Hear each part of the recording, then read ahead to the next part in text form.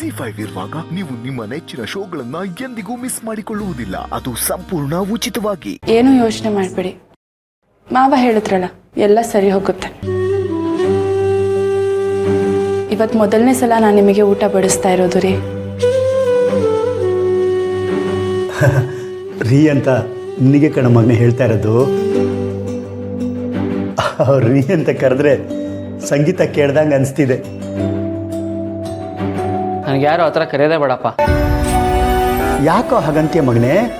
ಈ ಕಾಲದಲ್ಲಿ ಹೆಂಡತಿರಿಂದ ರೀ ಅಂತ ಕರೆಸ್ಕೊಳ್ಳೋದಕ್ಕೆ ಅದೃಷ್ಟ ಮಾಡಿರ್ಬೇಕು. ಈಗಿನವರೆಲ್ಲ ಹೋಗೋ ಬಾರೋ ಅಂತ ಕರೀತಾರೆ. ಅಂಥದ್ರಲ್ಲಿ ರೀ ಏನು ಅಂದ್ರೆ ಅಂತ ಕರೆದ್ರೆ ಎಷ್ಟು ಖುಷಿ ಆಗುತ್ತೆ ಅಲ್ವ ನಮ್ಮ ಮಗನೇ? ನೀನು ಸ್ವಲ್ಪ ಸುಮ್ಮನೆ ಇರ್ತೀಯಾ? ಪರವಾಗಿಲ್ಲ ಬಿಡಿ ಮಾವ, ಅವ್ರಿಗೆ ನನ್ನ ಮೇಲೆ ಕೋಪ ಅನ್ಸುತ್ತೆ. ಆಯ್ತು ರೀ, ನೀವು ಊಟ ಮಾಡಿ, ಕೋಪ ಮಾಡ್ಕೋಬೇಡಿ. ಮಗನೇ, ದೊಡ್ಡ ಮನೆ ಮಹಾರಾಣಿ ಊಟ ಬಡಿಸ್ತಾ ಇದ್ದಾರೆ ಅಂದ್ರೆ ಅದು ನಮ್ಮ ಪುಣ್ಯ ಕಣೋ. ತಿನ್ನು ತಿನ್ನು. ನನಗೆ ಬೇಡಪ್ಪ. ಹಾಗೆಲ್ಲ ಅನ್ಬೇಡ ಕಣೋ. ನನ್ನ ಮಾತಿಗೆ ಮರ್ಯಾದೆ ಕೊಡದೇ ಇದ್ರು ತಟ್ಟೆಲಿರೋ ಅನ್ನಕ್ಕಾದ್ರೂ ಮರ್ಯಾದೆ ಕೊಡಪ್ಪ.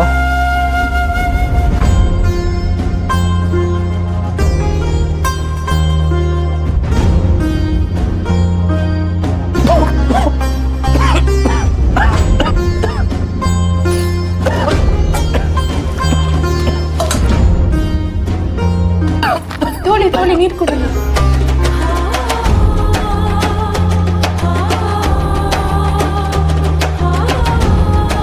ತಿನ್ಬೇಕು ತಾನೆ. ಕೋಪದಲ್ಲಿ ತಿನ್ನಕ್ ಹೋದ್ರೆ ಹೀಗೆ ಆಗೋದು. ಕೊಡಿ ಇಲ್ಲಿ, ನಾನೇ ತಿನ್ನಿಸ್ತೀನಿ. ಇದೆಲ್ಲ ಬೇಕಾ? ನಾನು ಊಟ ಮಾಡಲ್ಲ ಅಂತ ಹೇಳ್ದೆ ತಾನೆ. ಬೇಕಿತ್ತು ಮಗನೇ, ಬೇಕಿತ್ತು. ಜೀವನದಲ್ಲಿ ಏನೇನೆಲ್ಲ ನೋಡ್ದ ನಾನು. ಇದೆಲ್ಲ ಯಾವ ಲೆಕ್ಕನಪ್ಪ?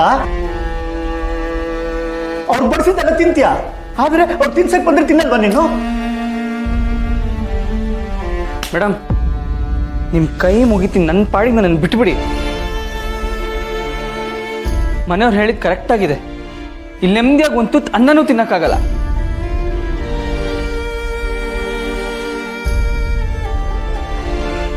ಏ ಸುಬ್ಬು,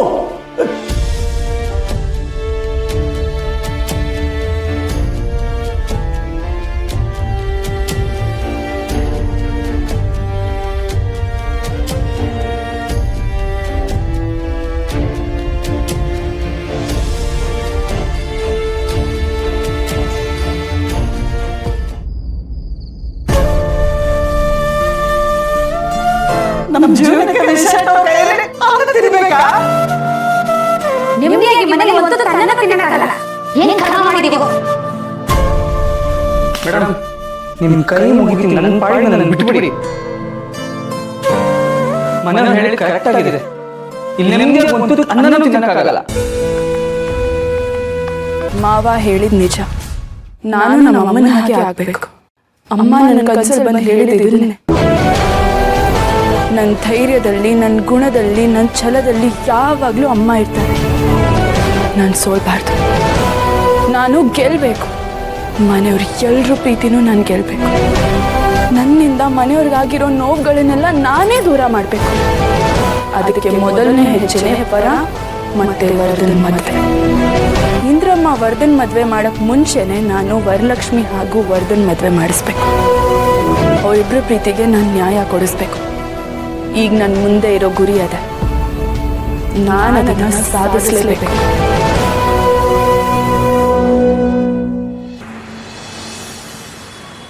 ಶರಣಿಯವರೇ, ಏನಾಯ್ತು ಸರ್? ನೀವು ಅವಾಗ ಕಾಲ್ ಮಾಡಿದಾಗ ಪಕ್ಕದಲ್ಲಿ ಅಮ್ಮ ಇದ್ರು, ನಂಗೆ ರಿಸೀವ್ ಮಾಡೋಕ್ಕಾಗಿಲ್ಲ.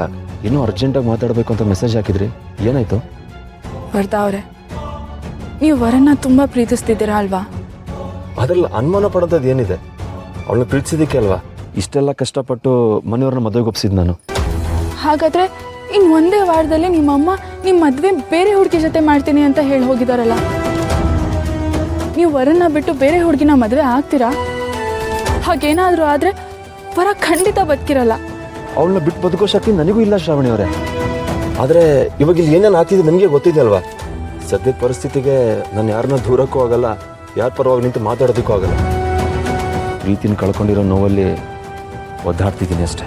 ಇಲ್ಲ, ನೀವು ನಿಮ್ಮ ಪ್ರೀತಿನ ಕಳ್ಕೋಬಾರ್ದು. ನೀವು ನಾನು ಹೇಳ್ದಾಗ ಕೇಳ್ತೀರಾ ಅನ್ನೋದಾದ್ರೆ ನಾನು ನಿಮಗೂ ಮತ್ತೆ ವರನಿಗೂ ಮದುವೆ ಮಾಡಿಸ್ತೀನಿ. ಏನು, ನನಗೆ ಮತ್ತೆ ವರಂಗೆ ನೀವು ಮದುವೆ ಮಾಡಿಸ್ತೀರಾ? ಅಲ್ಲ, ನಮ್ಮಿಬ್ಬರು ಮದುವೆ ನಿಂತು ಹೋಗಿದೆ ನಿಮ್ಮಿಂದ. ಇವಾಗ ನೋಡಿದ್ರೆ ನೀವು ನಮ್ಮಿಬ್ಬರು ಮದುವೆ ಮಾಡಿಸ್ತೀನಿ ಅಂತಿದ್ದೀರಲ್ಲ, ಏನಿದೆಲ್ಲ? ಇಲ್ಲ ವರದವ್ರೆ, ನೀವಿಬ್ರು ಮದುವೆ ನಿಂತಿದ್ದು ನನ್ನಿಂದ ಅಲ್ಲ. ಶ್ರೀವಲ್ಲಿ ಮತ್ತೆ ಸುಬ್ಬು ಮದುವೆ ಆಗಲಿಲ್ಲ ಅನ್ನೋ ಕೋಪಕ್ಕೆ ನಿಮ್ಮ ಅಮ್ಮ ನಿಮ್ಮ ಮದುವೆ ನಿಲ್ಲಿಸಿತ್ತು. ಸುಬ್ಬುಗೆ ಶ್ರೀವಲ್ಲಿ ಮೇಲೆ ಪ್ರೀತಿ ಇಲ್ಲ. ಮನೆಯವ್ರು ಎಲ್ಲರೂ ಒತ್ತಾಯಕ್ಕೆ ಅವ್ರು ಈ ಮದುವೆಗೆ ಒಪ್ಕೊಂಡಿದ್ದಷ್ಟೆ. ಹೋಗ್ಲಿ, ಆ ವಿಷಯ ಬಿಡಿ. ಇಷ್ಟೆಲ್ಲ ಆಗಿದ್ದಕ್ಕೆ ನಾನು ನಿಮ್ಮ ಹತ್ರ ಕ್ಷಮೆ ಕೇಳ್ತಾ ಇದ್ದೀನಿ. ಆದರೆ ನಿಮ್ಮಿಬ್ರು ಪ್ರೀತಿ ಮಾತ್ರ ಕೊನೆ ಆಗಬಾರ್ದು. ಹೇಳಿ ವರದವ್ರೆ, ನಾನು ಹೇಳ್ದಾಗ ಕೇಳ್ತೀರಾ ಅಲ್ವಾ? ನೀವು ವರನ ಮದುವೆ ಆಗಲೇಬೇಕು. ಅವಳು ಬದುಕಿರೋದೇ ನಿಮಗೋಸ್ಕರ ಅನ್ನೋ ಹಾಗಾಗಿದ್ದಾಳೆ. ಪ್ಲೀಸ್ ವರದವ್ರೆ. ಅಯ್ಯೋ, ನೀವೇ ಪ್ಲೀಸ್ ಅಂತಿದ್ದೀರಾ? ಹಾಗೆ ನೋಡಿದ್ರೆ ಈ ವಿಷಯ ಎಲ್ಲ ನಾನು ಯೋಚನೆ ಮಾಡಬೇಕಾಗಿ. ಇವಾಗ ನೀವು ಹೇಳಿದಾಗೆ ನಮ್ಮಿಬ್ಬರು ಮದುವೆ ನೀವು ಮಾಡಿಸೋದೇ ಹೌದಾಗಿದ್ರೆ ನಾವಿಬ್ಬರು ನಿಮಗೆ ಸಾಯತಂಕ ಋಣಿಯಾಗಿರ್ತೀವಿ. ಅಯ್ಯೋ, ಋಣ ಅಂತ ಎಲ್ಲ ಯಾಕೆ ಮಾತಾಡ್ತಿದ್ದೀರಾ ನೀವು? ನಾನೀಗ ಈ ಮನೆ ಸೊಸೆ. ಇದು ನನ್ನ ಮನೆ. ಮನೇಲಿ ಯಾರೂ ನೆಮ್ಮದಿ ಆಗಿಲ್ಲ, ಯಾರ ಮುಖದಲ್ಲೂ ನಗು ಇಲ್ಲ. ವರ ದಿನ ಪೂರ್ತಿ ಅಳ್ತಾ ಇರ್ತಾಳೆ. ಅವಳನ್ನ ಈ ಥರ ನೋಡೋಕೆ ಆಗ್ತಾ ಇಲ್ಲ. ಅವಳ ಜೀವನ ಪೂರ್ತಿ ಚೆನ್ನಾಗಿರ್ಬೇಕು. ನನಗಷ್ಟೇ ಬೇಕಾಗಿರೋದು. ಅವಳ ಜೀವನ ಹಾಳಾಗಬಾರ್ದು. ಮನೆಯವ್ರು ನಿಮ್ಮನ್ನು ಹೇಗೆ ನೋಡ್ತಿದ್ದಾರೆ ನನಗೆ ಗೊತ್ತು. ನೀವು ಇಷ್ಟೆಲ್ಲ ಅವಮಾನ ಅನುಭವಿಸ್ತಿದ್ರು ಅವಳ ವಿಷಯವಾಗಿ ಈ ರೀತಿ ಯೋಚನೆ ಮಾಡ್ತಿದ್ದೀರಲ್ಲ. Thank you so much. ಇಲ್ಲ, ಇದರಲ್ಲಿ ನನ್ನ ದೊಡ್ಡತನ ಏನಿಲ್ಲ. ನಾನು ಈ ಮನೆಗೆ ಬಂದಿರೋದ್ರಿಂದ ಮನೇಲಿ ಇಷ್ಟೆಲ್ಲ ನಡೆದಿದೆ ಅನ್ನೋದೇ ನಿಜ ಆಗಿದ್ರೆ ನನ್ನಿಂದಾನೇ ಇದೆಲ್ಲ ಸರಿಯಾಗಬೇಕು. ನನ್ನಿಂದ ಆಗಿರೋ ತಪ್ಪನ್ನ ನಾನೇ ತಿದ್ದಬೇಕು. ಅದಕ್ಕೋಸ್ಕರ ಇದು ನಾನು ಮಾಡ್ತಿರೋ ಮೊದಲನೇ ಪ್ರಯತ್ನ ಅಷ್ಟೆ. ಹಾಗಾದರೆ ಇನ್ನು ಒಂದೇ ವಾರದಲ್ಲಿ, ಅಂದರೆ ನಿಮ್ಮ ಅಮ್ಮ ಹೇಳಿರೋ ಟೈಮಲ್ಲಿ ನಿಮ್ಮ ಮತ್ತೆ ವರಲಕ್ಷ್ಮಿ ಮದುವೆ. ನಿಮಗೆ ಒಪ್ಕೆನಾ? ಖಂಡಿತ ಒಪ್ಪಿಗೆ ಇದೆ. ಈ ವಿಷಯದಲ್ಲಿ ನೀವೇನೇ ಹೇಳಿದ್ರು ನಾನು ಕೇಳಿ. ಸರಿ, ಹಾಗಾದರೆ ನೀವೇನು ಮಾಡಬೇಕು ಅನ್ನೋದನ್ನು ನಾನು ಹೇಳ್ತೀನಿ. ನಿಮ್ಮ ತಾಯಿ ಯಾವ ಮುಹೂರ್ತದಲ್ಲಿ ಹೇಳಿದಾರೋ ಅದೇ ಮುಹೂರ್ತದಲ್ಲಿ ನೀವು ವರಲಕ್ಷ್ಮಿ ಕುತ್ತಿಗೆಗೆ ತಾಳಿ ಕಟ್ಟಿದ್ದೀರ. ಅದನ್ನು ಯಾರಿಂದಲೂ ತಪ್ಪಿಸಕ್ಕೆ ಸಾಧ್ಯ ಇಲ್ಲ.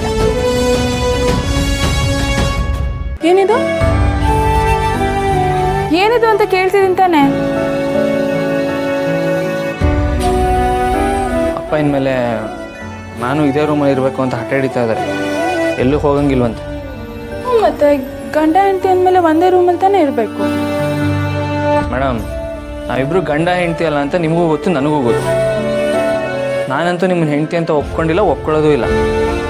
ZEE5 ಆಪ್ ಡೌನ್ಲೋಡ್ ಮಾಡಿ ಎಲ್ಲಾ ಸಂಚಿಕೆಗಳನ್ನು ಸಂಪೂರ್ಣ ಉಚಿತವಾಗಿ ನೋಡಿ.